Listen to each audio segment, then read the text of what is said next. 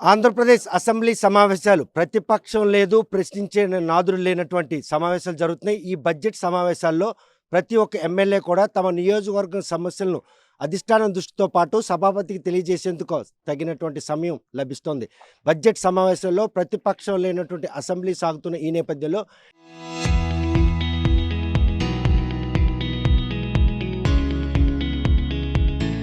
నియోజకవర్గం సమస్యలను సభాపతి దృష్టికి తీసుకెళ్ళడానికి ఏ విధంగా దోహదపడుతుందనే విషయం ప్రస్తుతం శ్రీకాకుళం ఎమ్మెల్యే గుణశంకర్ మనతో ఉన్నారు. చూస్తే కనుక ప్రశ్నించే నాదుడు లేడు, అడిగిన దిక్కు లేదు. అటువంటి పరిస్థితుల్లో అసెంబ్లీ సమావేశాల్లో ఒక కళాశాల వాతావరణంలో అసెంబ్లీ సాగుతుందంటే గత 5 సంవత్సరాలు కౌరవ సభ అనేది రాష్ట్ర ప్రజలకి తెలుసు.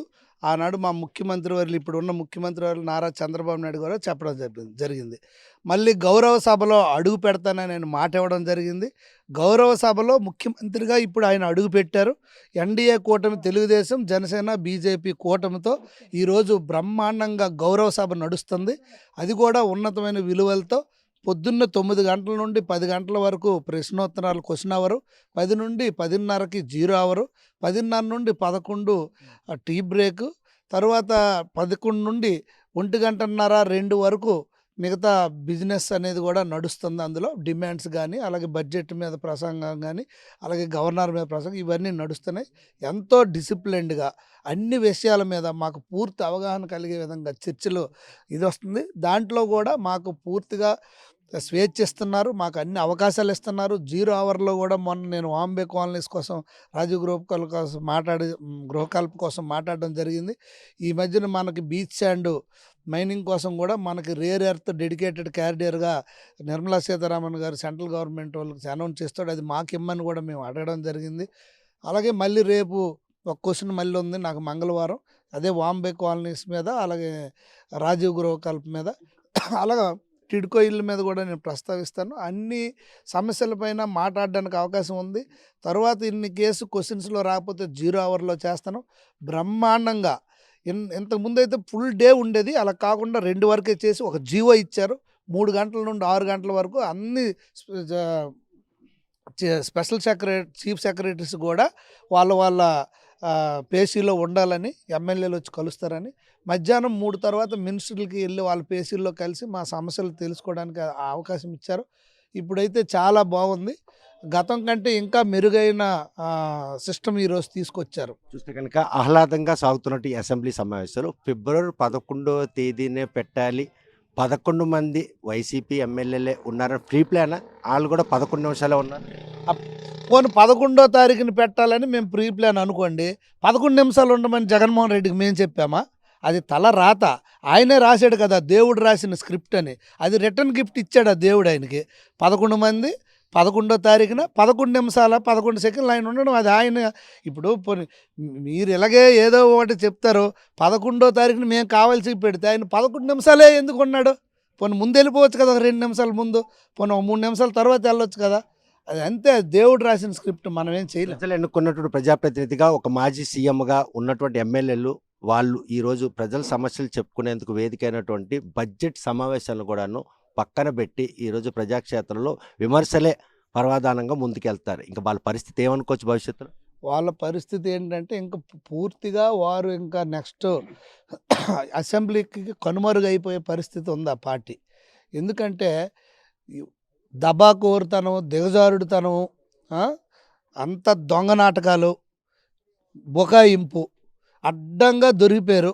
కల్తీ నెయ్యికి, కల్తీ మద్యంలాగా ఇది కల్తీ నెయ్యి అడ్డంగా దొరికిపోయి ఇప్పుడు లేనిపోనివన్నీ ఆపాదించడం, హెరిటేజ్ లాంటి మంచి సంస్థను ఆపాదించడం, ఇదే పని ప్రజలను తప్పుదోవ పట్టించడం, ఫేక్ మీడియాని పెట్టుకోవడం, వేలాది మందిని ఈ వాట్సాప్ల ద్వారా పంపించడానికి ఒక మీడియా ఒక వేలాది మందికి జీతాలు ఇచ్చి రాష్ట్ర వ్యాప్తంగా ప్రజలను మభ్యపెట్టి ప్రజలను తప్పుదోవ పట్టించి, ఏదైతే వాళ్ళ చిన్నాన్న వివేకానంద హత్యని చంద్రబాబు నాయుడు గారే చేయించారో, నరకాసురు వధాన్ని పేపర్లో వేయించి అప్పుడు ప్రజలను మభ్యపెట్టించి సింపతి తీసుకొని ఓట్లు పొంది ఆయన అధికారం తీసుకున్నాడు. మళ్ళీ అదే రీతిలో ఇప్పుడు కూడా ఇలాగ ప్రజలకు ఏదో హెరిటేజ్ అనో లేకపోతే ఏదో అని చెప్పి కొత్తవి ఆపాదించేసి ప్రజల దగ్గర తప్పుదోవ పట్టిందని చూశారు. ప్రజలు ఒకసారి దెబ్బతిన్నారు. ఆ గాయాల నుండి ఇప్పటికి కూడా ఆ గాయాలు మానలేదు.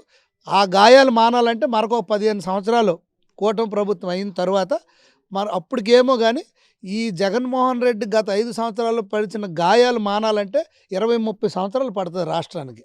చూస్తే కనుక ఆమదాల శ్రీకాకుళం రోడ్డు విస్తరణ పనులు చివరాంకానికి వచ్చినాయి. పట్టణంలో ఈరోజు రోడ్డు విస్తరణ పనులు జరుగుతున్నాయి. అందులో 12 మంది పూర్తి స్థాయిలో నివాసాలు కోల్పోయే పరిస్థితి. 7 ఏళ్ల క్రితం విస్తరణ పనులకు ప్రతిపాదించినప్పుడే వారికి పునరావాసం కల్పించిన అనంతరం ఈరోజు విస్తరణకు మాత్రం వారు సహకరిస్తే బాగుంటుంది. ఈరోజు వాళ్ళు రోడ్డు పడ్డ వాళ్ళకి ఏం భరోసా ఇస్తుంది? ఇప్పుడు మీరే అన్నారు 7 ఏళ్ల క్రితం అని. 7 ఏళ్ల క్రితం అంటే ఇదే క్వశ్చన్ మీరు గత 5 సంవత్సరాలు ఎవరికైనా వేసారా? మీకు నేను స్ట్రైట్గా అడుగుతాను చెప్పండి. 5 ఏళ్లలో ఆ రోడ్డు పనుల విషయంలో కనీసం చిత్తశుద్ధి చూపకపోవడంతో 2 నియోజకవర్గాల ప్రజలకు సంబంధించినటువంటి సీనియర్ నాయకుల్ని ఇళ్ళకే పరిమితం చేశారు. అదే మీరు అందుకే నేను అనేది ఆ కనీసం పట్టించుకోలేదు. ఈరోజు మా పైన లేనిపోయిన విమర్శలు చేస్తున్న పరిస్థితులు. అయితే నేను అనేది ఏంటంటే ఆ 12 మంది కాదు, ఇంకొక 5-6 కూడా యాడ్ అయ్యారని నాకు తెలిసింది. ఎంతమంది అయితే అంతమందికి శ్రీకాకుళం పట్టణంకి దగ్గరలో అడిగారు. పాతున వలసలో ఉన్నాయన్న వాళ్ళు వెళ్ళమంటున్నారు. వాళ్ళు వచ్చి నా దగ్గరకి ఏకరువు పెట్టిన పరిస్థితి. నేను అలాగ మాట ఇచ్చాను.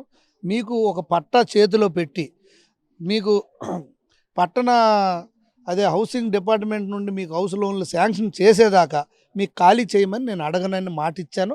ఆ దిశగా వెళ్ళే వరకు ఆ పర్టికులర్ ఇల్లులు వదిలేసే మిగతా డిస్మాంట్లింగ్ చేస్తాను. ఈ పనులు అన్నీ డిస్మాంట్లింగ్ అయ్యి పనులు మొదలెట్టే లోపల వాళ్ళకి మేము పట్టాలు ఇచ్చి హౌస్ లోన్లు ఇచ్చి అప్పుడు వాళ్ళకి వెళ్ళమని చెప్తాం. అంతవరకు వాళ్ళకి ఎటువంటి ఇబ్బంది పెట్టాం. పైగా ఇంకోటి కూడా మాలో ఆప్షన్ ఉంది, అది మేము మాట్లాడుతున్నాం. అంటే ఆ 20 మందికి కూడా టౌన్లోనే ఒక 4 ఫ్లోర్లు వేసి వాళ్ళకి మంచి ఫ్లాట్లు కట్టేసి హ్యాండ్ ఓవర్ చేసేసి లోన్స్ మాదిరిగా కొంత గవర్నమెంట్ కొంత వాళ్ళు కట్టుకునేటట్టు చేయడానికి కూడా మేము ప్లాన్ చేస్తున్నాం. ఇవి అన్ని రకాలుగా ఆలోచిస్తున్నాం. ఎట్టి పరిస్థితుల్లో నిరుపేదలయ్యి పూర్తిగా నివాసం లేని వాళ్ళకి మేము ఆదుకుంటానని ఆ రోజు మాట ఇచ్చాను. ఈ విషయం పైన నేను గౌరవ పౌర విమాన శాఖ మంత్రి రామ్మోహన్ రెడ్డి గారితో కూడా చర్చించాను. ఆయన కూడా పూర్తి సహకరించారు. ఆయన కూడా అదే మాట చెప్పారు. ఎట్టి పరిస్థితుల్లో వాళ్ళకి అన్యాయం చేయొద్దన్నారు. మేము ఎట్టి పరిస్థితుల్లో వాళ్ళకి న్యాయం చేశాకే ముందుకెళ్తామని మీకు తెలియజేస్తాం. పీజే నాయుడుపేట దగ్గర నాగావళి నది కలిసిన సంగం ప్రదేశం ఈరోజు కనుమరుగై పరిణామాలు చోచుకున్న నేపథ్యంలో సెంట్రల్ మినిస్టర్ మీరు కూడా క్షేత్రస్థాయిలో పరిస్థితి ఈరోజు అక్కడ టెండర్ పిల్లడం పనులు కూడా ప్రారంభించే పరిణామం ఈరోజు మీరు చేసినట్టు శ్రమ ఫలించింది అనుకో. ఇంకా పూర్తి స్థాయిలో కాదు. ముందు 2 కోట్లతో పని ఆల్రెడీ ప్రారంభించాం. టెంపరీగా ఆ ఊరికి ఉన్న అపాయాన్ని ప్రమాదాన్ని ముందు మేము ఆదుకోగలుగుతున్నాం. మిగతా రానున్న రోజుల్లో అక్కడ మినీ జట్టి కట్టి చేపల వేటకి గుజరాత్ లాంటి రాష్ట్రాలకు వెళ్ళిన చేపలు ఎవరైతే వేటగాళ్ళు ఉన్నారో వాళ్ళందరికీ కూడా అక్కడ ఆ సౌకర్యం కనిపించాలి. అది సెంట్రల్ గవర్నమెంట్ రావాల్సిన పరిస్థితి. మన రామ్మోహన్ రెడ్డి గారు కేంద్ర మంత్రిగా ఉన్నారు కనుక ఆయన ఆ విషయంలో పూర్తి బాధ్యత తీసుకుంటున్నారు.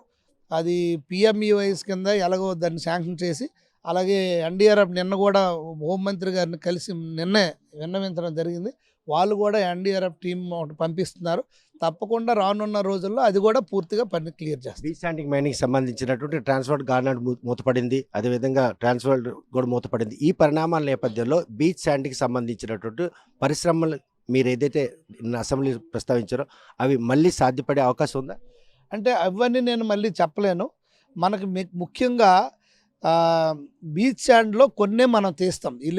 సిలిమినేటు, గార్నైటు, తర్వాత రుటైలు ఇవే తీస్తాం. తర్వాత దీంతోపాటు మోనోజైట్ అని వస్తుంది. ఈ మోనోజైట్లో మళ్ళీ యురేనియం, థోరియం, రేర్ ఎర్త్ అని వస్తుంది. ఆ రేర్ ఎర్త్కి సంబంధించిన ఇది ఎక్కడా లేదు. ఇండియాకి 60,000 మెట్రిక్ టన్నులు ఇప్పుడు అవసరమైతే 5,000-6,000 మెట్రిక్ టన్నులు మాత్రమే ఐఆర్ఈఎల్ అని ప్రొడ్యూస్ చేస్తుంది. ఆ ఐఆర్ఈఎల్ ఒరిస్సా తప్పించి ఇంకెక్కడా పెట్టట్లేదు.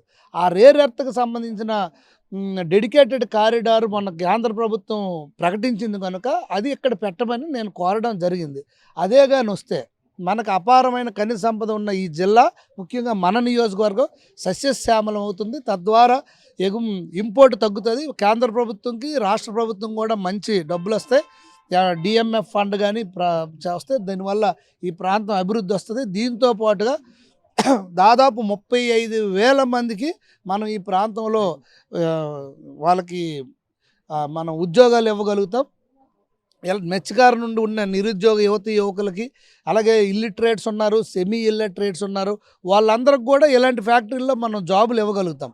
సో అలాంటి ఫ్యాక్టరీ ఒకటి ఇక్కడ కావాలని నేను అసెంబ్లీలో నేను అడగడం జరిగింది. ఆ మంత్రి గారు కూడా సానుకూలంగా స్పందించారు. చూద్దాం రానున్న రోజుల్లో ఏం జరుగుతుందో. చూస్తే కనుక ప్రస్తుతం ప్రతిపక్షం లేనట్టు అసెంబ్లీలో బడ్జెట్ సమావేశాల్లో మాత్రం 11వ తేదీన బడ్జెట్ సమావేశాలు నిర్వహించాలని తాము చేసినటువంటి ప్రయత్నంలో ఈరోజు 11 మందితో వచ్చినటువంటి వైఎస్ఆర్ కాంగ్రెస్ పార్టీ ఎమ్మెల్యేలు 11 నిమిషాల పాటే ఉండి వారి తాలూగా నైజాన్ని చాటుకున్నారు. ఈ విషయంలో మాత్రం మరో 30 ఏళ్ల పాటు వైఎస్ఆర్ కాంగ్రెస్ పార్టీ అన్నటువంటి పేరు కూడా ఎక్కడ వినిపించే పరిస్థితి లేకుండా కూటమి ప్రభుత్వం మాత్రం పాలన కొనసాగుతుంది.